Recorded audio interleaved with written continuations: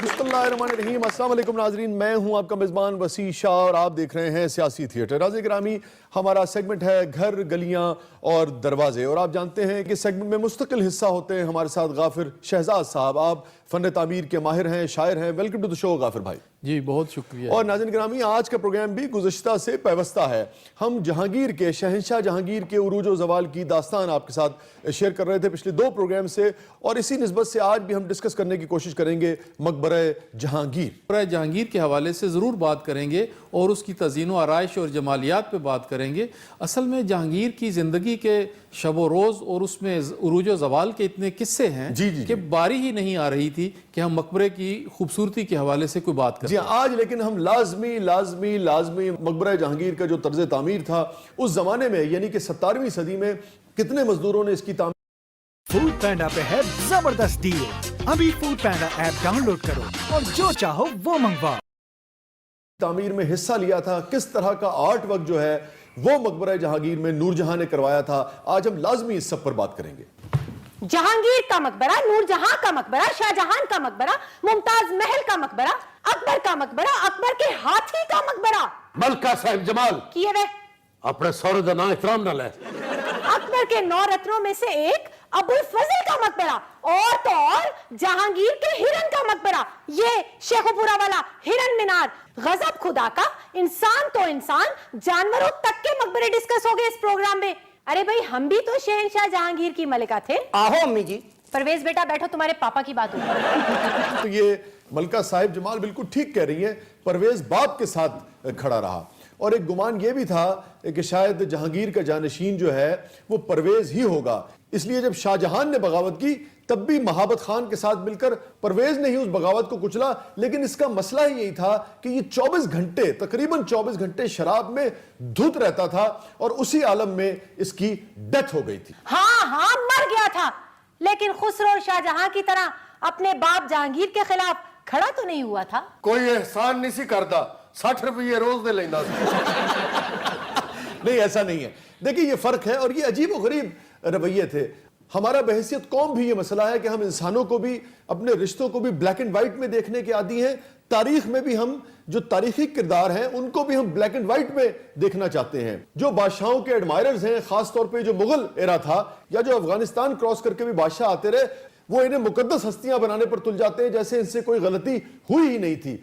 और जो इनके मुखालिफीन हैं वो इनको बाकायदा शैतान बनाकर पेश करते हैं। हालांकि इनके यहां अगर जबर था तो रहम भी था, जुल्म था तो इंसाफ भी था, कनीजें थी तो ख्वाजा सरा भी थे। याद रखते थे तो वही सूफिया के बड़े एडमायरर्स भी थे। शरीयत के भी कभी कभी सख्ती से पाबंदी करते नजर आते हैं तारीख में। असल दे विच शाह जी ये दोगले सन। अब कुछ लोग देखें यही कहते हैं कि सिर्फ हुकूमत कायम रखने के लिए ये सारी चीजें किया करते थे। जितने भी इनके अमाल थे वो दिखावे के अमाल थे, चाहे वो मजहबी हवाले से हो, चाहे हिंदुस्तान में बसने वाली जो मुख्तलिफ कम्युनिटीज थी उनके साथ रवाबित उस्तवार करने की बात हो, उनमें रिश्ते करने की बात हो। एक सोच ये है। दूसरी सोच ये है कि तख्ते हिंदुस्तान पर हुकूमत करना इन सब इकदामात के बगैर मुमकिन ही नहीं था, और अगर ये सब न किया जाता तो ये खित्ता जो है वो अनार्की का शिकार हो जाता। तो क्या बादशाहों ने ज्यादा जुल्म किया, या अगर अनार्की का शिकार होता ये खित्ता तो ज्यादा रियाया तकलीफ में आती? देखे ना, बादशाह का होना भी तो जरूरी होता है ना। आप यकीन करें, तारीख में बादशाहत के अब हम सख्त खिलाफ हैं, मगर किसी बादशाह के न होने से वॉर लॉर्ड्स में जब मुमलिकतें तकसीम होती हैं उससे कहीं बेहतर होता है कि जालिम बादशाह सर पे बैठा रहे। वरना अगर वॉर लॉर्ड्स में खित्ता तकसीम होता है तो जालिम बादशाहों के मजालिम को दुनिया भूल जाती है, रियाया के साथ इतनी बुरी होती है। यही वजह है कि इनकलाब को पूरी इंसानी तारीख में बहुत ज्यादा, खासतौर पर खूनी इनकलाब को बहुत ज्यादा इनकरेज नहीं किया जाता। अगर जालिम बादशाह भी मुसल्लत हो तो भी उसको हिकमत के साथ, तदबीर के साथ, पॉलिसी के साथ, धीरे धीरे एवोल्यूशन के प्रोसेस के तहत, इर्तिका के जरिए बतदरीज तब्दील करना चाहिए। तो बात हो रही थी परवेज मिर्जा की, जहांगीर के अहद की। तो जहां बहुत सारी बुराइयां हमें नजर आती हैं, मजालिम नजर आते हैं, वहां कुछ खुसूसियात, कुछ क्वालिटीज भी हमें नजर आती हैं। डंडी नहीं मरनी चाहिए, ना किसी को फरिश्ता साबित कर देना चाहिए, ना शैतान साबित कर देना चाहिए। अगर कोई अच्छा काम किया है वो भी सामने पेश करें, उसका भी एतराफ करें। अगर कोई बुरा काम किया है उसको भी मंजर पर लेकर आए, उसकी भी पर्दापोशी नहीं करनी चाहिए। अयूब और सिफात सब बयान कर देना चाहिए। एडा हकीक खोल कर बयान करना बहुत जरूरी है कि जो मैंने कहा ना कि चाहे जालिम बादशाही क्यों ना हो, मगर सल्तनत के लिए वो भी जरूरी होता है, सल्तनत को इकट्ठा रखने के लिए। इसका यह मतलब नहीं है कि जुल्म के खिलाफ आवाज ना उठाई जाए, मगर उसे हिकमत के साथ उस दौर से जान छुड़ानी चाहिए, हिकमत के साथ उसे तब्दील करने की कोशिश करनी चाहिए। अगर इस बात को समझना हो तो आज आप लिबिया को समझें, कितना इख्तलाफ था, कितना लोगों को इख्तलाफ था, कितने गिले थे कजाफी से, वो जालिम था। सद्दाम के साथ भी कितने इख्तलाफ थे। आज सद्दाम और लिबिया के बाद वो लोग, लिटरली मेरा भी इत्तेफाक हुआ जाने का, वो लोग जिन पर जुल्म किए थे सद्दाम ने, वो लोग भी सद्दाम को याद करते हैं। सो हिकमत के साथ तब्दीली होनी चाहिए। इनकलाब से एवोल्यूशन हमेशा बेहतर है। आज के दौर में हम ये कह सकते हैं कि सिस्टम चलते रहना चाहिए। सिस्टम का डीरेल होना ऐसे ही है जैसे आपने किसी सल्तनत से बादशाह को उठाकर फेंक दिया, उसके बाद सिर्फ अनारकी मुकद्दर हुआ करती है। ए तकरीर करके बचाओ बचाओ।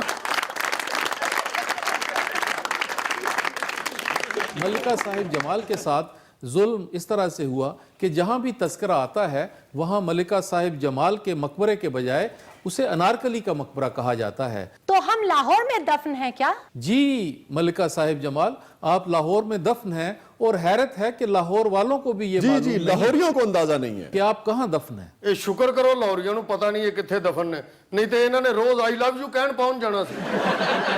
मलिका साहिब जमाल, आप जिस मकबरे में दफन हैं वो आपके हवाले से नहीं बल्कि वो अनारकली के हवाले से ज्यादा मकबूल हुआ। और ये जुल्म भी आपके साथ एक गैर मुल्की सयाह ने किया। हुआ यूं कि जब विलियम फिंच हिंदुस्तान के दौरे पे आया और वो लाहौर पहुंचा तो उसने देखा कि एक मकबरा बन रहा है, तो लोग बातें कर रहे थे कि ये अनारकली का मकबरा है। उसने बगैर तहकीक किए अपने सफ़रनामे में लिख दिया कि ये अनारकली का मकबरा है, और अनारकली वो कनीज़ थी जो अकबर आज़म को बहुत पसंद थी। और एक दिन अकबर आज़म अपने खिलवत खाने में अपने बनाव सिंगार में लगे हुए थे कि उन्होंने आईने में देखा कि उनकी ये कनीज़ ख़ास उनके बेटे शहज़ादा जहांगीर के साथ कुछ मुस्कुराहट का तबादला कर रही है। अकबर को ये बात पसंद नहीं आई, उसने अनारकली को तो जिंदा दीवार में चुनवा दिया और शहजादा जहांगीर के साथ सख्त नाराजगी का इजहार किया। अच्छा, यहाँ एक चीज बड़ी दिलचस्प है कि ये जो सारी जो बयान की जो तफसील गाफिर भाई ने, इसके हवाले से भी गाफिर भाई तारीख में दो आरा पाई जाती है ना। कुछ कहते हैं कि ऐसा है और कुछ कहते हैं कि नहीं, ये सारा वाकया ही मशकूक है, ऐसा कुछ नहीं था। और यहां तक कुछ हिस्टोरियंस लिखते हैं कि अनारकली बुनियादी तौर पर कनीज थी ही नहीं बल्कि वो एक ख्वाजा सरा था। हैं? ਉਹ ਸ਼ਾਹ ਜੀ ਖੋਤਾ ਹੀ ਖੂਚ ਪਾਤਾ ਜੇ।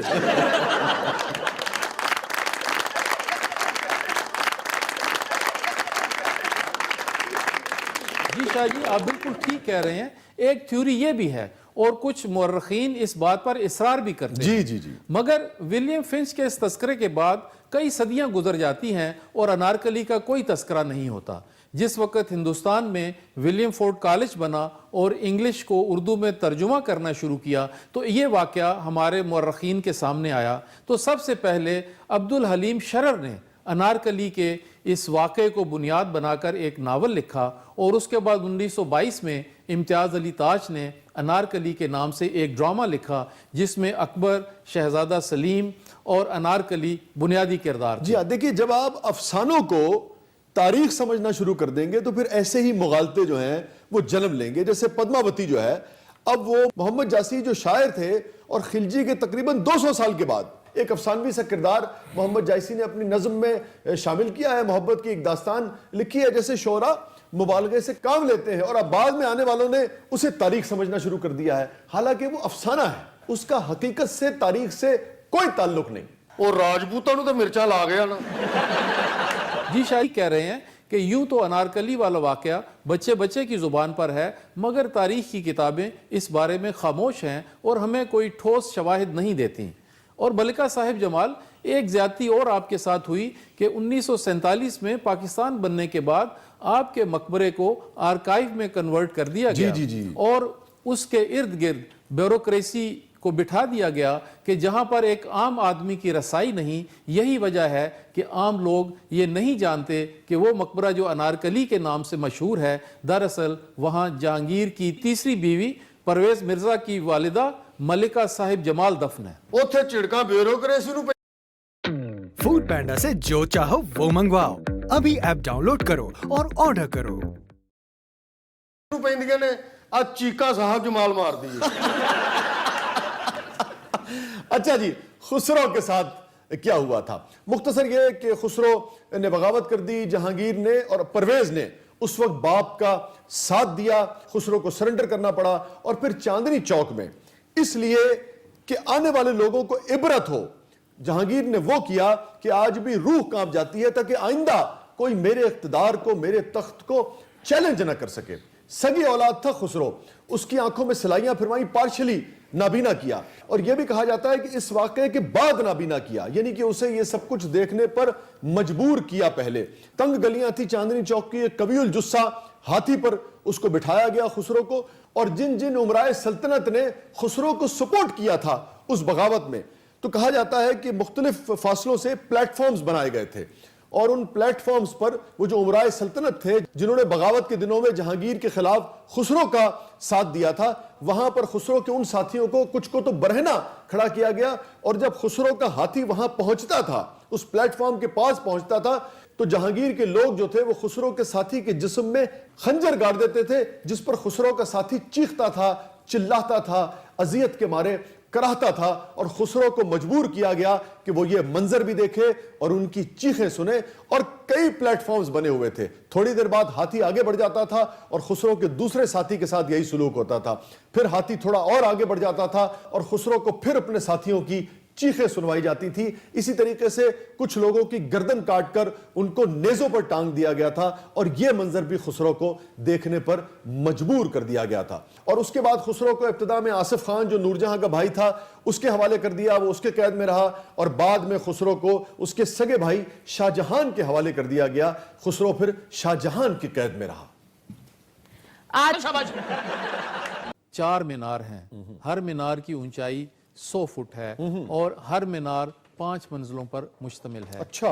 8 पहलुओं के प्लान पर मुश्तमिल ये मीनार मुगलों की तारीख में एक इनफरादियत रखता है, क्योंकि इससे पहले जो मीनार बनाए गए वो या तो गोल थे या मुरब्बा शक्ल में थे। और ये गफर भाई अहद वही है जब वहां ताजमहल शुरू हुआ जो कि शाहजहां जिस पे पैसा खर्च कर रहा था जी, तो यहाँ मकबरा जहांगीर तामीर हो रहा था जिस पर बुनियादी पैसा बेचारी नूरजहां लगा रही थी। और आप देखिए कि वो जो फांस जो गड़ गई थी इख्तलाफ की, वो शायद गई नहीं शाहजहां के दिल से, इसलिए कि रुकावट तो नहीं बना, नूरजहां बनवाती रही मकबरा, मगर शाहजहां ने इससे ज्यादा पैसा अपने ससुर आसिफ जाह के मकबरे पर लगवाया। आसिफ जाह का मकबरा एक जमाने में जहांगीर के मकबरे से बेहतर था।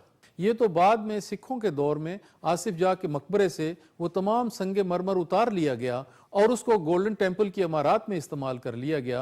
यही वजह है कि आज आसिफ जाह का मकबरा एक नामुकम्मल और अधूरा मकबरा दिखाई देता है, हालांकि किसी वक्त उस मकबरे के ऊपर सफ़ेद पत्थर की वजह से एक ज़बरदस्त जमालियात का तासुर मिलता था। अच्छा, कितना तकरीबन सरमाया लगा उस दौर में मकबरा जहांगीर पर? मजमूई तौर पर इस मकबरे की तामीर में 10 लाख रुपए खर्च हुए। और तकरीबन कितने अरसे में ये तामीर हुआ? ये 1627 में इसकी तामीर शुरू हुई जब डेथ थी। हुई है जी, और 1637 में तकरीबन 10 सालों में ये मुकम्मल मकबरा हुआ। मुकम्मल और हुआ उस था। जमाने में कितने मजदूरों ने तकरीबन इसकी तामीर में हिस्सा लिया? इन 10 सालों में मुख्तलिफ खानदानों के 468 मिस्त्री और मजदूर इसकी तामीर पर मसरूफ रहे। अच्छा गाफिर साहब, अब जो नक्शो निगार हमें नजर आते हैं दीवारों पर, जरा उसकी तरफ आइए। जी, वो नक्शो निगार देखने से ताल्लुक़ रखते हैं। अगर आप जहांगीर के मकबरे की इमारत में दाखिल हों तो आपको छतों पर गालिबकारी नजर आएगी। गालिबकारी ऐसे ज्योमेट्रिकल नमूने होते हैं जिनका बनाना बहुत मुश्किल होता है, क्योंकि जिन मरकज़ी नुक्तों से ये नमूने फूटते हैं वो हवा में होते हैं और वहाँ से फूड पैंडा से जो चाहो वो मंगवाओ। अभी ऐप डाउनलोड करो और ऑर्डर करो। बहुत मुश्किल हो जाता है उस ज्योमेट्री को कायम रखना। वाह। उसके अलावा जिस तरह मुगलों की बाकी इमारतों में फ्रेस्को वर्क इस्तेमाल हुआ है, इसी तरह से इस मकबरे की तज़ीन व आराइश में भी फ्रेस्को का काम हुआ है। जहांगीर की अपनी कब्र पर, जो कि सफ़ेद